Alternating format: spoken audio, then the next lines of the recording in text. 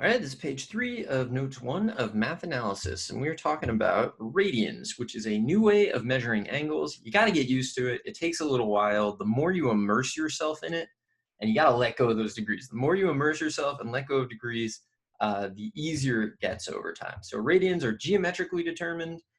If you have a circle, then you can figure it out by doing theta equals S over R.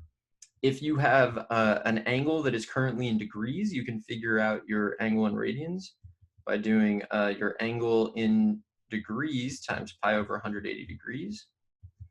And I just keep using phi for that. I mean, I'm gonna say phi degrees just to make it really clear that that angle is in degrees.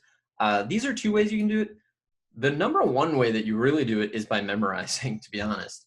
So something I'd like to point out, we have already calculated. So for example, if we have 30 degrees, so let's say degrees, radians, right, 30 degrees. I multiply that by pi over 180. 30 over 180 is 6. So this is 1/6, I guess I should say. So this will be pi over 6. We have 45 degrees. 45 divided by 180 is 1/4. So this will be pi over 4. And then if we have 60 degrees, 60 divided by 180 is 1/3. So we'll have pi over 3.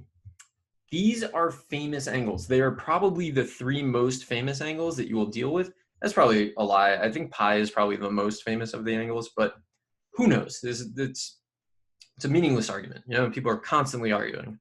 What's the most famous angle? No one really knows. So the key thing here, though, I think, a key thing, 30-degree angles can always be written with a denominator of 6. So 30 degrees is pi over 6. 2 times 30 would be 60 degrees, is 2 times pi over 6. That reduces to pi over 3, but it still works. 3 times 30 is 90 degrees. So that would be 3 times pi over 6, which is pi over 2. Reduces, still works. Anything that is a multiple of 30 can be written with a denominator of 6. The ones that reduce, you reduce, and they like kind of leave the fold. The ones that don't reduce, though, we're going to call our 30-degree angles or our pi over 6 angles. And then the same kind of thing will apply to pi over 4 and 45 degrees, right? 45 degrees is pi over 4. 2 times 45 is 90, so that's 2 pi over 4. It reduces to pi over 2, but it still works. It's the ones that don't reduce that we will call the pi over 4s. So if you think about it, let's do the pi over 4s. Pi over 4, 2 pi over 4 reduces, 3 pi over 4 does not reduce, 4 pi over 4 reduces, 5 does not reduce, 6 reduces, 7 does not reduce, 8 takes you to 2 pi, and after that, you're actually just going to keep going around. So the unique ones are pi over 4, 3 pi over 4, 5 pi over 4, 7 pi over 4. We'll write those in a second. And then finally, our 60 degrees will have a denominator of 3. Probably really dissatisfying to a lot of people the way that I highlighted this. So let me go back and do that. You know, you always got to think about those people. You know the ones who are always like, there's a little mark on the whiteboard. Can you go back and erase it? So here's what I think of. The pi over 6s. These are your pi over 6 angles. There's pi over 6. 2 reduces, 3 reduces, 4 reduces, 5 pi over 6 does not. 6 reduces, 7 does not. 8 reduces, 9 reduces, 10 reduces, 11 does not. These are your unique pi over 6s. Pi over 4s. Okay, pi over 4 doesn't reduce, obviously. 2 does, 3 doesn't. Whoa, what are you? Get out of there. 3 pi over 4. 4 reduces, 5 doesn't. 6 reduces, 7 doesn't. Those are your pi over 4s. And then you got your pi over 3s.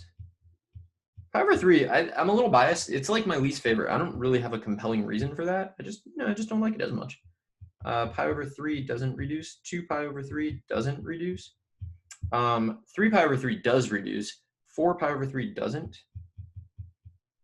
5 pi over 3 doesn't. And then all of these, if you did one more, would just give you 2 pi, right? So that would be a full circle, and it reduces, obviously. So these are your famous, they're famous. There's not all of them, but it's really close to all of them. So let's see. There are 17 famous angles. Here we go. This is exciting. 17 famous angles. And you need to memorize them.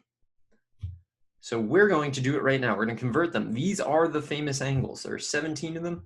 We're going to convert them to radians and then memorize them.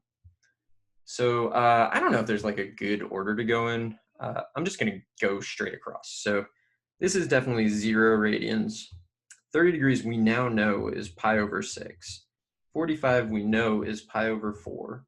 And 60 we know is pi over 3. All right, so now what I'm going to do is I'm going to think of them all as like kind of multiples of things, right? So 90 degrees is 3 times 30. So I could do 3 times pi over 6, which is pi over 2.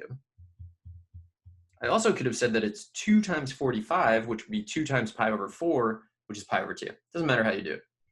120, it's better to think of as 2 times 60, but we don't necessarily know that yet, but it's better to think of it that way. So it should be 2 pi over 3. But you could also think of it as 4 times 30, which would be 4 pi over 6, which is 2 pi over 3.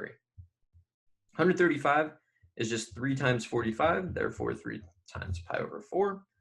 150 is 5 times 30, so it should be 5 pi over 6. 180 is just pi, which we know. You can think of that in a lot of ways. It's 6 times pi over 6, it's 4 times pi over 4, it's 3 times pi over 3. Any of those would have worked. So let's see. 210 is 7 times 30, so it'll be 7 pi over 6. 225, so the pi over 4s are probably the ones that you're the worst at or the least familiar with by looking at it. So this is going to be 5 pi over 4 because it's 5 times 45. You probably just don't really have that memorized all that well. Because like there's really no reason prior to this. 240 is 4 times 60, so I'm going to say it's 4 pi over 3. And then 270, 3 times 90, I guess, so I'll go 3 pi over 2. A lot of ways to get that, and you can get them any way that you want. 300 is 5 times 60, so I'm going to say it's 5 times pi over 3. And then 315 is another of the pi over 4s, so it's actually 7 times 45, so 7 pi over 4. And then 330, 11 times 33, so 11 pi over 6. So it's so important that you start memorizing these. You got to recognize them. So like there are some classes, some courses, some teachers that'll tell you you don't really need to memorize these. I'm not one of those people. You need to know them. So let's see. This is an annoying activity that says to, you know what I'm going to do? I'm going to highlight instead of doing all this. So I'm going to circle anything that's a pi over 6. So pi over 6, and then 5 pi over 6, 7 pi over 6, and 11 pi over 6. Okay, then I'm going to box, and by box, I mean I'm going to highlight in this color anything that's a pi over 4. So we got pi over 4, 3 pi over 4, 5 pi over 4, 7 pi over 4. It's kind of interesting that they all ended up in a column, which is a little weird to me because the other ones don't end up in a column, and I should probably think, oh, it's because of the distribution of it. Not surprising. You'll see when we throw these things around a circle. And then we're going to triangle, by which we mean highlight in that color, anything that's a multiple of pi over 3. So where are the rest? Here we go, 4 pi over 3, 5 pi over 3. Now, what are the ones that are left out, right? 0, pi over 2, pi, 3 pi over 2. Ooh, 360 we didn't do. 360 is 2 pi. All right, so these were left out. I'm going to highlight these in a different color. These have a special name. These are called the quadrantal angles. So let me write that down. These are the quadrantal, Q-U-A-D-R-A-N-T-A-L angles. So why are they called the quadrantal angles? They're called that because they literally divide up the quadrants, which we will see in a second when we put all the famous angles on this circle. So here we go. All right, so we're just doing the angles. So by convention, 0 is over here. So that's 0 radians. Now the first one that you're going to run into, and if you need to, they're in order. right? So we can go across the row, then go down, go across the row, go down, go across the row. They're in order. But you want to memorize them as soon as you can. So the first one, pi over 6, like 30 degrees, feels like 30 degrees there.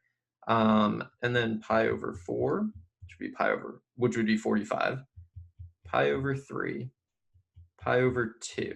All right, now it's going to be 2 pi over 3. I'm going to do some highlighting things with this in a second. And 3 pi over 4, 5 pi over 6, pi. So, I mean, you can, however you're doing this at this point is fine with me. You could look at what you've already written. You could just be following along. You could have already memorized them for some reason.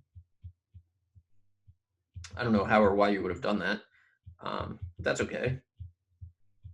So we want to do this. So these are our angles. So we want to just be able to fill those in. Now, you will have noticed, hopefully, what colors did we kind of use? So now I'm going to try to be consistent. Pi over 6s. And let me make this a little bit smaller. Pi over 6s here, and then here. Oh man. And then here. Sometimes if I'm patient enough, it'll like turn it into a straight line. I'm rarely patient enough. There are pi over 6s. They all form with the closest part of the x-axis a 30-degree angle, or a pi over 6 angle. All of them.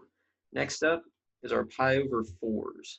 So they all form with the closest part of the x-axis a 45-degree angle, or pi over 4, obviously. So you get kind of these connections, which is pretty interesting. And then we have, what's the next color? These are our pi over 3s, here, and then here, and then here. So all of these form a 60-degree angle with the closest part of the x-axis. Oh, closest. So sometimes it's a positive x-axis, sometimes a negative. It's just the closest part of the axis. And then we also had our quadrantals, which are like the starkest of them. Trying here. The circle like doesn't have a center that I can like anchor it to, or these would look really good. So we get this. Okay, so our quadrantals determine the coordinate axes, right? The x-axis, the y-axis. You're going to memorize this. You're going to memorize this as soon as possible. Another thing that you can do, so let me see. This is not as useful on this, but the pi over 6s form a rectangle. I mean, they all form their own rectangle.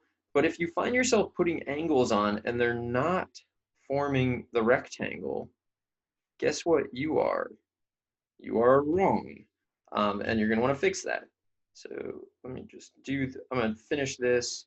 This is literally the last thing I'm going to do in the video. So if you don't want to watch me do this, like, head on out. No hard feelings for the tons of work that I'm putting in to benefit you. Just go save yourself those minutes. Not a problem. Probably not even here to hear this. So you get this, it's like a really nice, I'm like a huge fan. Okay, apparently I didn't draw a straight enough line for it to become a line even. Do it. I'm a huge fan of math art things, like things that are artsy and mathematical. This looks very cool. I mean, if you were like into it, you could probably like shade some things, find some areas, like all kinds of neat stuff. Anyway, you need to memorize all of these angles, 17 of them. You'll be able to rattle them off like really fast and just go in order. Do your pi over 6s, do your pi over 4s, do your pi over 3s. Then go all the way around the circle, think about the quadrantals, like as many different ways as you can think about them, because the sooner you know them, the easier your life will be. So we will be back in the next video to do even more. So I hope to see you there.